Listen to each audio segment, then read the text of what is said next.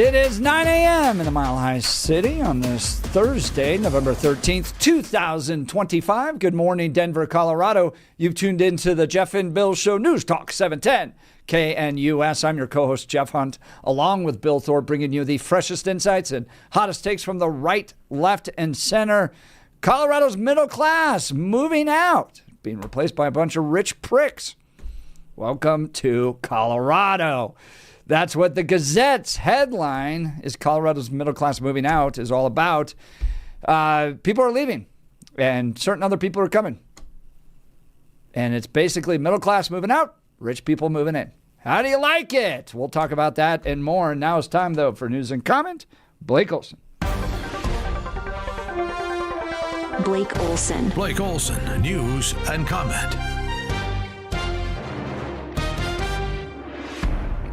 Good Thursday morning, 55 and mostly sunny in Denver, expecting a high of 71 today. News sponsored by Pastor Camp Heating and Air Conditioning at 303-777-1234 to learn more about special savings opportunities on Lennox equipment. Our top story, the Schumer shutdown is over. Republican Tim Burchett of Tennessee says Schumer's afraid of AOC. They're both crazy, Schumer and AOC, but Burchett has a professional friendship with AOC. He was on CNN. I think I talked to her tonight, and she'll announce tomorrow. If she announced tomorrow, she'd raise $10 million over the weekend. They'd be throwing money at her as fast as it'd be record amounts because people are sick of Chuck Schumer and sick of him. When you talked to her tonight you talked about running, what did she say? She smiled and said, "Thank you, Burchett." I mean, she's my friendly neighborhood Marxist. I realize she's just about as far left as I am right, but she actually believes that garbage, and that's why I can actually. She and I are friends. I don't agree with her on anything. When she has death threats, I pray for her safety, and I've defended her against a physical altercation once before, and so look, I'm from Tennessee. We respect and we're crazy about ladies, and I love them in leadership. I just don't. I love that. Federal employees go back to work and they'll receive their back pay. Meanwhile, after a ruling from a judge, federal food assistance will resume for the millions of people still waiting for their full November payments. Flight reductions are being frozen by the FAA. The FAA says it will monitor staffing levels as controllers start to receive their back pay. The House will vote on a bill next week that calls for the Justice Department to release all of its Epstein files, with the discharge petition now reaching the 218 signatures needed. Speaker Johnson is required to put the bill on the floor soon. Lauren Boebert joins Democrats in forcing a House vote to release the files. On Wednesday, Boebert kept her signature on a petition demanding the full release of the files. Last night, Boebert rejected a claim that she was feeling pressure from the administration and said she felt no pressure. And Boebert is one of 4 Republicans who signed the petition, and Jeff talked to her last night, and she confirmed that. All right, General Flynn on the Charlie Kirk investigation. There's too many questions out there that still remain. What do we believe? So I look at myself as an American citizen. What do the American citizens believe right now that are here? And these people represent, 75 million of them, right? So what do they believe? They believe that there's more to it. So I think from the perspective of the administration and the perspective of certainly the Department of Justice, it ought to just be, look, we're looking at everything. And almost 2 years ago, so I promised Jeff I would play this, Charlie goes on Patrick Bet David. He asked Charlie about October 7th and how did that happen in Israel? So I've been to Israel many times. The whole country's a fortress. When I first heard this story, I still have the same gut instinct that I did initially. I find this very hard to believe. I've been to that Gaza border. You cannot go 10 feet without running into a 19-year-old with an AR-15 or an automatic machine gun that's an IDF soldier, right? The whole country is surveilled. And so let me just kind of go through this. We don't talk about Israeli politics very often, and most Americans don't know this. The last 9 months, Israel was on the brink of civil war. It's not an exaggeration. This judicial stuff, there were hundreds of thousands of Israelis taking to the streets because Bibi Netanyahu was basically redefining the Israeli constitution. That's not an exaggeration, right? He said the judicial branch has too much power. There were protests planned this week against Netanyahu, where they anticipated tens of thousands of people to take to the streets. That's all gone, Patrick. Netanyahu now has an emergency government and a mandate to lead. I'm not willing to go so far that saying that Netanyahu knew or there was intelligence here, but I think some questions need to be asked. Was there a stand down order? Was there a stand down order? No. 6 hours? I don't believe it. No, there's not a stand down order. No one has ever approved that. That was 2 years ago, right? That was about a year and a half ago on this interview. Yeah, So, but there's no proof to that. It was a holiday weekend. They absolutely caught him off guard. And when you watch the viciousness of those IDF videos of what Hamas did, there's no way.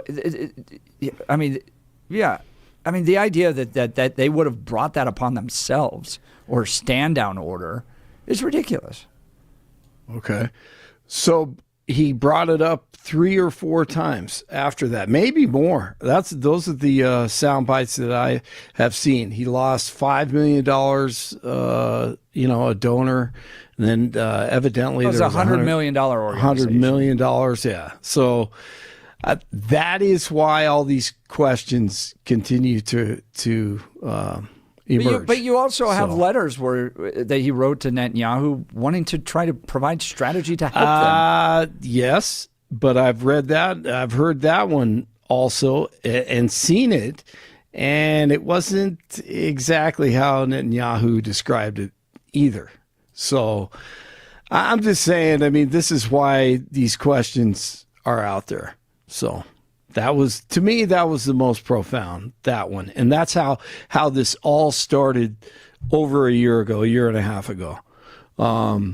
Because he started to question and kind of make a turn and change his opinion on things. And a couple days ago, we had the Megyn Kelly and Tucker thing backstage with Charlie, where he talked about saying "Go this. Max." Yes. Okay, so the way this is described by Candace was that, and you can correct me if I get this perspective wrong, Blake, but that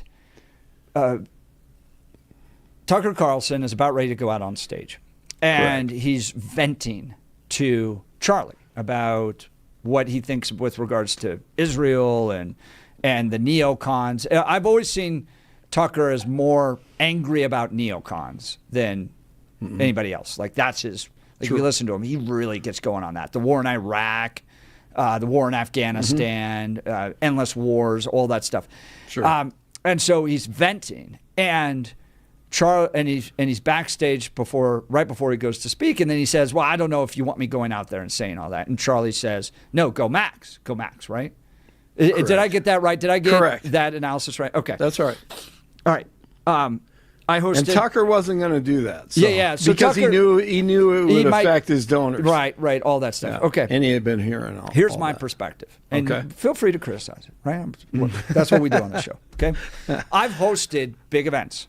The Western Conservative Summit, 8 years, 50 speakers each year, tons of media, 400 media outlets covering when we had Trump in 2016, okay? My hope as the host of that was to generate as much news and interest and controversy as I could. And I had very similar conversations with people in the back. I remember, who runs Students for Life? Why am I forgetting her name? No, it wasn't her. It was somebody else. It was another pro-life leader, Abby Johnson. Okay. Abby Johnson. So Jared Polis had just come off stage, and Abby is like really worked up over what Jared Polis just said. Right. And I had hosted, Jared Polis spoke at my event. And Abby turns to me and she's like, "But I don't want to be rude and all this stuff." And I said, essentially the same thing, go Max. Right? Because I don't want a boring vanilla conference. I'm not interested in just like people falling asleep in the crowd. Go Max. You think Jared Pohl said something wrong? It's your stage. Go for it. Because maybe that's what I saw in that video was Charlie doing the same thing with his event, going push the dial to 11, baby, because I want people talking about it. But right. But see, the thing was Levin and who am I thinking of? Now I can't even remember. Shapiro. Yeah, Ben Shapiro said that that he wasn't supporting him in that, and so there were a couple lies that were told about Charlie and Tucker, and right now it's kind of coming to light. And and I don't get that. I'll grant that to you. Like when Shapiro went out there and said that Candace has clearly equivocated Erica Kirk in the assassination of her husband. She never did that. Right. I think she's gotten pretty close. I mean, in the sense of she's basically blamed everybody at Turning Point. She's like, who planned this event? Clearly they set him up. But I remember one time, this is kind of funny. I remember I was backstage with Shapiro in 16, and he hated Trump. And I just hosted Trump, and I pulled together this huge thing for Trump. And Shapiro comes to me and says, "I'm going to call him a rat." And I said, "Go for it. Go ahead, because I want the debate, baby. Absolutely, go out there. Let's go." That's when I stopped listening to Shapiro. By the way, I mean, but hey, that's what this country's all about. So when I saw that happen, but I did not see Charlie Kirk going, this is, I'm agreeing 100% with what you have to say. I saw it as Charlie Kirk, the host of an event, going, I want the debate on the stage, push it to 11. Right, absolutely. And, but there is evidence also of him saying that, he was feeling the pressure. He was feeling, True. So there's going to be a lot more on this in the coming weeks, obviously, and we'll see. Like what you talked about with George Brockler, I agree with that as well. I mean, it's right where the trial hasn't even begun. You don't want to affect that, but plenty of questions. Free speech is crucial. Broncos with another big day of practice as they prepare for the Chiefs this weekend. It's going to be huge. The Patriots play host to the Jets tonight. Quarterback Drake May be the real deal. Looks like it in his second year. Man, the Nuggets and the Clippers last night, Jokic, 55, 12 rebounds, 6 assists. Hockey tonight, Sabres in town to take on the Avalanche. 54 in Westminster, 53 in Parker, 55 in Denver. Jeff and Billy continue. Blake Olson, News Talk 710 KNUS. We'll continue with this unseasonably warm, dry weather until we get to the end of the weekend and into next week when the weather does finally begin to change and get a little bit more like November. Short term, though, unseasonably warm. Temperatures getting into the upper 60s and lower to mid-70s today. 60s and lower 70s Friday and Saturday. Increasingly cloudy 60s Sunday. Chance of showers Sunday night into Monday. And as we get into Sunday night, Monday and Tuesday and Wednesday and next week, expect a cooling trend. Meteorologist Don Day in the 710 KNUS Weather Center.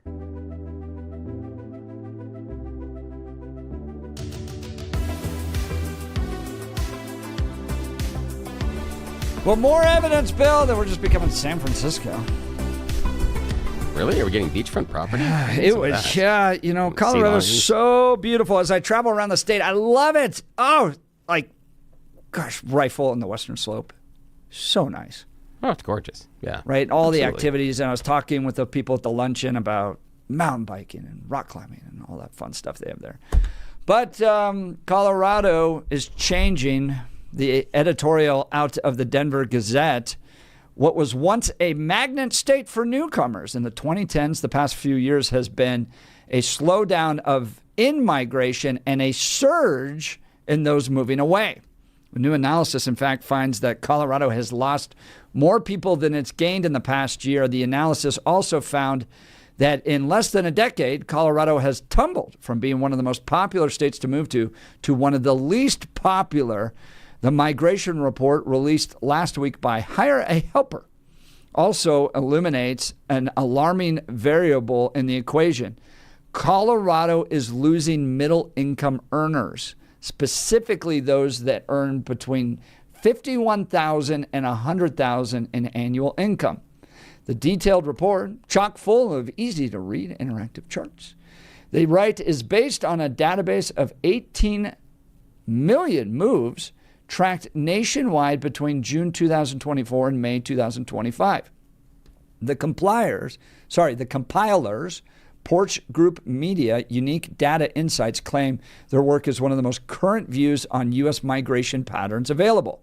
Classified by income, Coloradans earning $51,000 to $100,000 a year were most represented among those leaving, 61% of the outflow, while 31% of the out-migration between $12,000 and $50,000. Among the incoming, 78% earned between $101,000 and $200,000 a year, and 22% of those coming in were earning between $201,000 and $250,000. So it's rich people. Yeah. Rich people moving in. I'm sure that's going to make the housing prices drop. Anything else drop.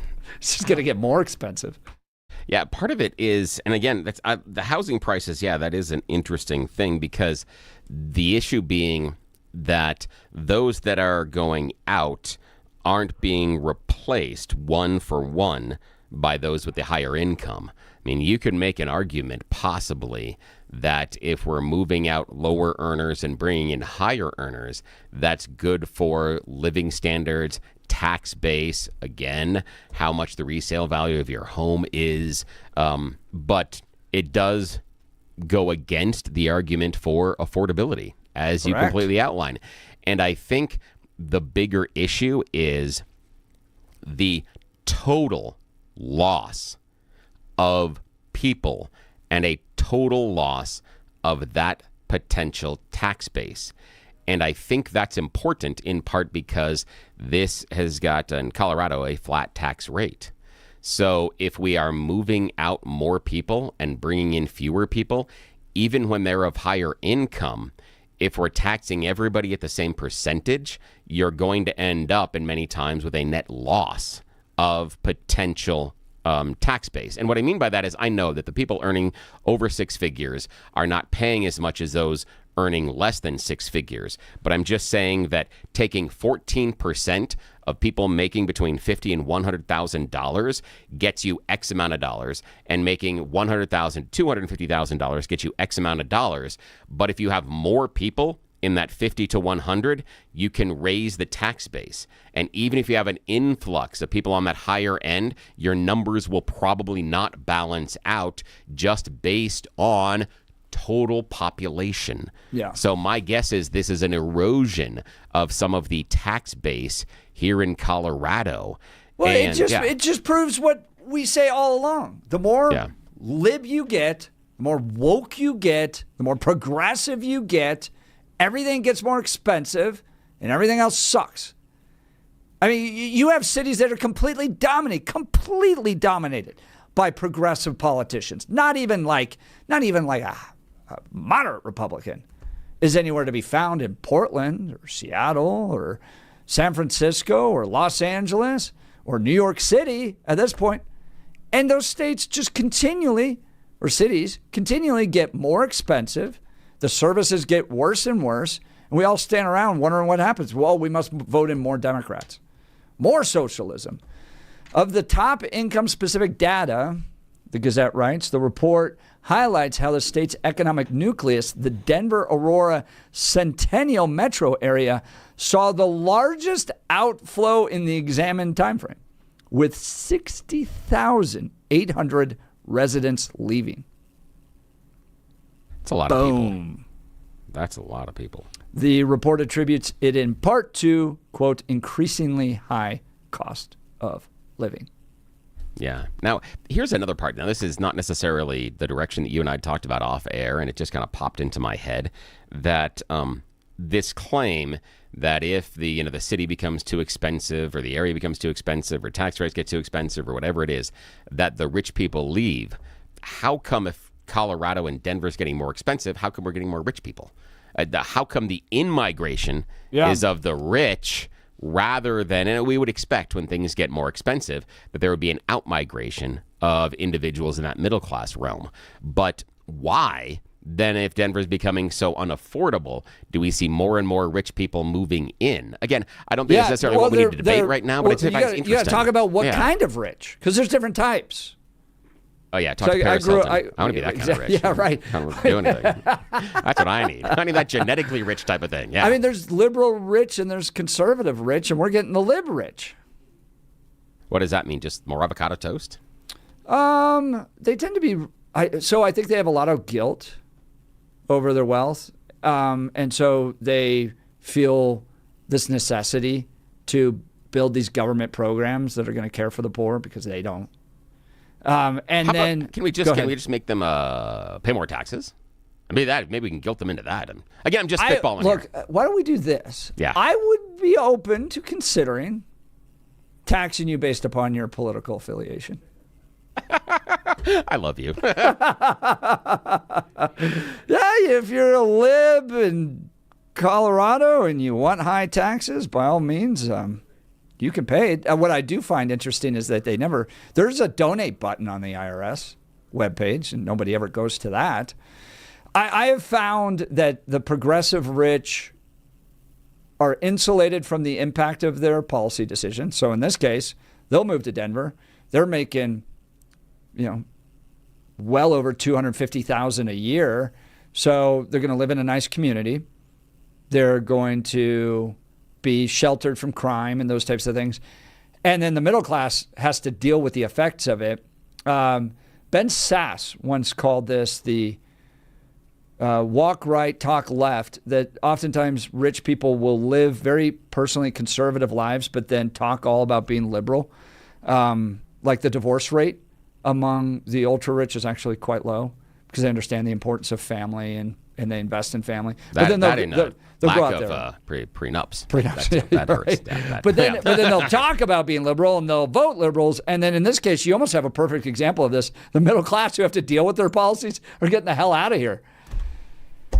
So I think that's kind of what happens with these rich libs that move in. Should we go to take a phone call? Yeah, let's go. All right, let's go to Herb in Denver. Good morning, Herb. You're on with Jeff and Bill. Morning. Good morning. You're asking why are the rich still coming? Well, I've lived here since 1971. The rich, it's always cheaper to live in Denver than California, New York, other places. So it's still a bargain for the rich to live here. My opinion. They don't care. That's a good point. Makes sense. That's a good point. I mean, I live near Cherry Creek, and you still got, rich people, basketball players, football players, the super rich from all over the country, they're still moving in. They're still going to Aspen. They're still moving into Aspen, et cetera. Yeah. Yeah, and then they just continue to just ruin whatever community they move into. California, no one's looking at California going, gosh, I can't wait to move there. It's can I get out of it? And then they come here and vote in the Democrats. Here's an interesting question. In answer to Bill, there are the working rich who pay income tax, and then there's the super rich, like Jarhead, Jared Polis, who I think went 3 years without paying an income tax. Yeah. Now, here's the thing now, Herb and Jeff. This is where we come back to it, talking about it, the rich and the super rich.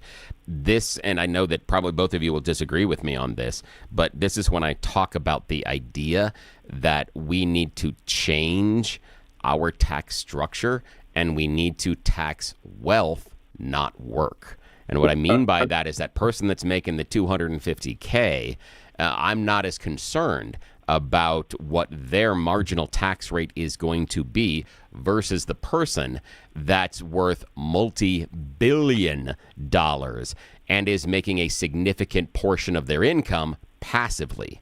There's where I would tax wealth, not work. Bill, please explain to me how taking money from anybody, any individual, and handing it to the government is going to make the cost of living go down in Colorado. I think it has to do in some ways with balancing means. And I also think that it ends up in some ways leveling playing fields. And what I mean by that is, again, I'm not looking at taxing work. I'm looking at taxing wealth. And I believe that there is some merit for that level of wealth distribution across society. And I think that it has been proven that as long as we have, I would say, reasonable approaches to tax rates, that something like that can happen. Because in part, I am not convinced that the ultra wealthy are going to, based on how they are wired, share it with you. And what I mean by this is, and here's an example. We have let's just hypothetically, just for Herb, Jeff, and Bill, and the Jeff and Bill listeners right now, we hypothetically have a CEO, and we've seen this, and I can go to the Bed Bath & Beyond examples, the idea, where the CEO has their compensation derived one way, and it's not based on employees or production or what happens as far as the company necessarily having a good balance sheet. It has to do with stock price. And so that CEO is going to funnel economic decisions inside of that company towards stock price, not necessarily to the raw fundamentals inside of the business. And part of that is because of selfishness. And that's part of it, is that as a core, we as humans are selfish. And I do think that there is a role inside of society to balance out some of that wealth. And I know this sounds super woke and super lib, but I go back to some of the most prosperous eras of America, and that is what we did. Right. But don't forget philanthropists, Bill. Right. Oh, yeah. Yeah. There are some rich philanthropists in Denver who give back to our community. Yeah. A lot of them. So, I don't know. The rich give back. And if you tax wealth, you're not only hurting, you're going to hurt the middle class that have wealth. Low level rich, and but it's going to hurt all. Herb, could we agree to not tax that low level wealth? And when I talk about taxing wealth, I am not talking about assets of 1 million, 2 million, 5 million, or even 10 million. I'm talking about assets when we roll into things that start with a B. That's where I would start. I don't like the idea, and I understand that someone that has $500 million is phenomenally wealthy, but I think that when you enter the era of billions, that's a different stratosphere. And I think when I talk about taxing wealth, not work, that's where my target is. I'm not looking at the family that's holding $5 million in assets. I'm not looking at that at all, because I can see how it could be very easy, especially in Colorado, to accumulate 5 million assets over the course of 2 generations based on property you might own, based on a couple other things, based on a business. Well, I mean, I like Reagan. He's trickled down, Yeah, look, Herb, I haven't heard anything from what Bill said on how it's actually going to lower the cost of anything. All you've done is punish the people that employ others, that make the risks, that build the companies, that put it all out there with the hopes that somehow funneling it through the government is going to make your apartment cheaper. Doesn't happen, never has. It's all about opportunity. It's about growth. It's the power of the free market that makes things more affordable, not taxes. Herb, I appreciate the call. Thanks so much. All right, let's talk advanced hair restoration. If you're losing your hair and desire to have it back, then Advanced Hair Restoration has the easiest guaranteed solution. Their simple one-day treatment offers life-changing results. I've seen it with my own eyes. Guys, it's not magic, but close to it. They put hair where you need it the most, and bam, it grows. It's actually science. Advanced Hair has it all, from top-rated Dr. Tanya Pauls to modern technology. And the best of all, you get your own natural hair that begins regrowing the very next day. Advanced Hair even guarantees it will grow for life. So schedule your free consultation now. That's 720-459-HAIR. If you qualify, you'll get $250 off and 250 free hair grafts. Advanced Hair is the winner of Westward's Best of Denver and has changed the lives of tens of thousands of people. So don't wait. Check out your before and afters online for yourself at 720-459-HAIR, 720-459-HAIR, advancedhair.com, advancedhair.com. We'll continue with your phone calls and texts. Middle class leaving Colorado. We've had nearly a decade of total Democrat control. Are their policies now total failures? You're listening to The Jeff and Bill Show. This is Denver's Talk Leader News Talk 710 KNUS.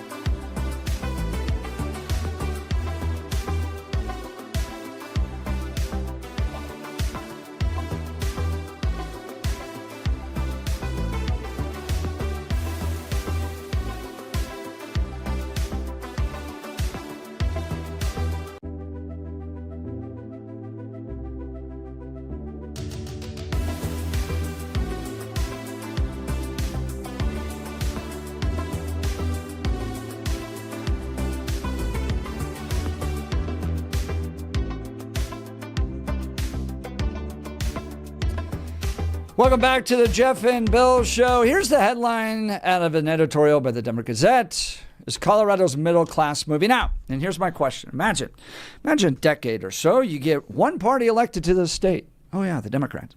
Democrats have a decade of control, and they get to pass whatever they want. I mean, there's no way to stop. Republicans can't do much. So they sit down there, come out with all these plans. We're going to do this. You know what? And then we're going to do this. And then we should do this. In fact, they pass 700 bills a year for almost 10 years. And then, fast forward. Beep, beep, beep, beep, beep, beep. Little tape, fast forward sound. And you get a headline that says, Colorado's middle class is moving out. Is that a success for this state? Because guess who's moving in? The rich. The only people who can afford to live here. So the Democrats fail in what they promised to voters. They were going to make Colorado more affordable. And then I don't just look at Colorado. I look at California. I look at New York. I look at Oregon. I look at Washington. And boy, is it getting expensive. And it always just seems to continue to get more expensive. So are we just a bunch of idiots at this point, continuing to vote in Democrats who just continue to make everything more expensive? Because God forbid a Republican might actually lead in any of these states. And then what I love is that the voters complain about the direction of the state. And then they elect more Democrats. It's the stupidity doom loop. Let's go to Mark in Aurora. Good morning, Mark. You're on with Jeff and Bill. Yeah, good morning. Good morning. I just thought Billy's idea was crazy. The billionaire repellent is what I'd call it. and the thing is it's not going to stop there. This year it's going to be for billionaires. Next year it's millionaires. Next year it's for everybody. That's the way it happens. Well, that's not always how it happens, Mark. I mean, and the reason I say is that at one point in this country, we were told that if we let black people and white people get married, soon we'd be marrying our dogs. Oddly, not happening. What? No. Bro, what does that have to do with anything? No, the idea. Mark's exactly right. No. Here's the idea. Give me a Democrat that ever voted for a tax break. Oh, the issue being that because X happens, we know that Z is going to happen isn't necessarily proven. Again, so that's the issue. Taxes never went down. Taxes never went down. Marriage has gone down. Taxes haven't. Good point, Mark. I disagree with that, Mark. But I don't. Mark, hang on a sec. Mark, you're avoiding the example that I gave. The issue that I gave was that if we let this happen, then obviously this other thing is going to happen. And I just disagree with that type of a slippery slope argument. 100 years of socialist work happening to be able to draw from. Name me a socialist nation that has reduced its taxes on people. Again, I'm going to disagree with the idea that you're talking about us being a socialist nation, because that's where we're going. I'm asking any socialist nation, any progressive anywhere. Where are the Democrats lowering the taxes on anybody? Yeah, my proof is my health tax came yesterday. It went from $339 to $524 a month for health insurance with a subsidy. Somebody's getting $1,900 a month from me and the government combined. Give me health insurance. Me and my wife. Sorry, me and my wife. Don't let me get it wrong. I mean, it's wherever progressives get control, it gets more expensive. It always does. It's a tax. And it's the government intervention, it's the taxes, it's the socialist doom loop, it's all that. Mark, I appreciate the call. Yeah, and here's the problem. And I appreciate what Mark is saying, but here's the thing: is that I've heard this whole idea that if we tax them at these rates and everything else, nobody will want to be a billionaire anymore. I have yet to see any of those billionaires coming back and saying, "Hey, how about you pay me less? Can you give me less money?" They find ways to avoid regular compensation with income tax. I can point you right to the NFL. Can you show me any of those NFL superstars that turn around and go, you know what I need is a reduction in my salary? Every time they go back for renegotiation, they want more. Somehow the higher tax rate, those higher tax brackets they kick up into, isn't a disincentive. Oddly enough. So I disagree with Mark saying a disincentive from what? Again, Mark is saying that if we start taxing people too much, people don't want to be billionaires and they won't live here. I disagree with that. There are other high-tax states, and people keep moving into them. Yes. And they're moving out of California. Are you kidding? Elon Musk's moved out of California, moved out of Delaware. They're all coming to Texas and Florida for a reason. Why is that a reason? Not all of them. Again, there's some that move out, and they can make different choices for different reasons. It's because of taxes. 8422. Jeff, you always talk about how beautiful Colorado is, and you're correct. However, it's like having a hot girlfriend. She's crazy. She can make your life miserable, and you don't want her in your life. It's pretty funny. Good job, 8422. All right, who are we going to next? Let's go to Marty. All righty, let's go. Marty in Denver. Good morning, Marty. You're on with Jeff and Bill. Morning.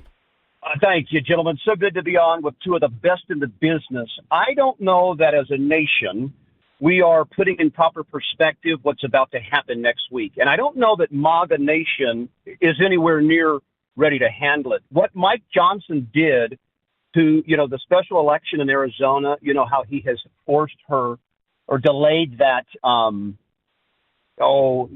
getting certified for Congress is what's prevented the release of to force the vote. And so what's going to happen next week is a really amazing moment in American history, because everybody listening right now agrees that pedophilia is the most heinous crime that you can commit on earth. In fact, there's never a slightest inkling of justification on crimes against child, period. End of story. But we've had MAGA and the conservatives and the Rhino Nation actually fighting their ass off to not release this information. And we've made it so much about Trump, and he's not the star of this thing. He's interjected himself as the star of this thing, but we have a potential next week to start to see heads roll in the public's eye, because when guys like, the show's complaining about high taxes and inflation and policy, you want to deal with those policies? Give us the files, because the system that protects those monsters right now is also being fed by all of this. See, we have to burn it down and start over. We're being led by people who keep kids in a closet, and MAGA Nation is so scared of the truth that they want to do everything but accept, okay, this went on in America. We can't have it anymore. I don't care how hard it's going to be when we get there. We have to clean this and drain this. Guys, am I out of bounds to say this has to happen in America? This must have a final resolution? Marty, I'm intrigued as to why you don't think prosecutions have come for other people. I mean, they came for Epstein. They came for Maxwell. There have been prosecutions. If it's as bad as you think it is, what stopped the Department of Justice in your mind? Beautiful question. Beautiful. And this is the center question. What we're going to find as you sift through the garbage is that this Epstein crime enterprise, it started in a very specific country with a very specific intelligence agency, ours and the Mossad. And so when you sift through what we knew about Jeffrey Epstein's crime enterprise, I mean, just Lex Wexner alone, you guys know who he is. He's the billionaire CEO of Victoria's Secret. The fact that we've never questioned him on a police level, ever, the guy who gave power of attorney to Jeffrey Epstein, that tells me exactly this is going to go back to the heart of the issue in America of, is this Judeo-Christian fallacy the appropriate way forward for America? This was a Christian country. So when you say, well, why don't they go deeper and get all these people? Well, you get through to discovery, and you're going to see that this goes so deep into our government and other intelligence agencies. Holy cow, we have to reconsider everything. The safer, the smoother, the more calm thing is to just say, let's pretend Jeffrey Epstein killed himself, and then let's just, shift Ghislaine Maxwell, make her give a fake statement, put her in a work camp, and this will go away. So, but it didn't go away because of, thank God for Thomas Massey. And then you guys, he's being attacked. Miriam Adelson has spent $20 million against him in Kentucky. Why? Is that good for America? What has Thomas Massey done so bad for America, guys? Well, I think there's also primary reasons, right? He's frustrated because he hasn't just done this. He's voted against the big, beautiful bill and others. Yes. But that's not why Miriam Adelson's coming in. Miriam Adelson's coming in to protect the files. She served 2 years at the IDF. It was obligatory service in Israel. This is not an American. She pumped $200 million into AIPAC. Now, Marty, if we get to next week, as I feel like we have with all of these releases, remember JFK and Martin Luther King and Robert Kennedy, and And the 20,000 or so files that were released yesterday. Yeah. You think oftentimes there's a big buildup and a lot of disappointment.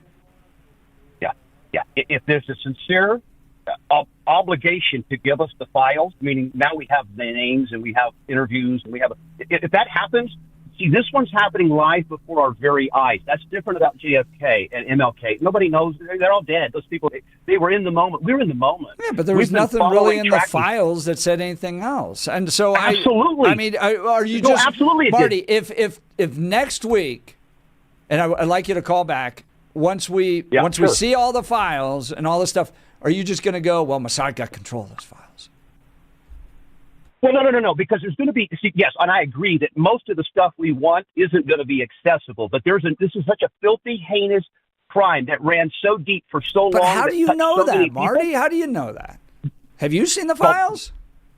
No, but I've seen the behavior to protect the files, because files like this should not be under national security watch unless they're legitimate. See, you don't do that for child sex trafficking rings. You don't protect them from the public. You put them on the public display. Is that we don't tolerate this in America. The reason we know they're sincere, look at the efforts going around to protect them. That's all the proof you need. But then, of course, we know we have a lot of conduct that is consistent with this. Does anybody think that Bill Gates is being or Bill Clinton is being, falsely accused here? I don't think you do that, because your eyes are telling you one thing, but Kash Patel and Donald Trump and Pam Bondi tell you, I don't know what you're talking about. He never trafficked to anybody. This thing is so messy. That's what's unfortunate. Is it's going to be an ugly process for Americans to be like, possibly, Marty. There's definitely a possibility, but I think we're going to be there's going to be a lot of buildup, a little bit of a disappointment that happened last time, and then the conspiracies will just march on. Like I said to Blake, what event in American history at this point doesn't have some conspiracy wrapped around it? Goodness. All right. We'll continue. You're listening to The Jeff and Bill Show. This is Denver's Talk Leader, News Talk 710 KNUS.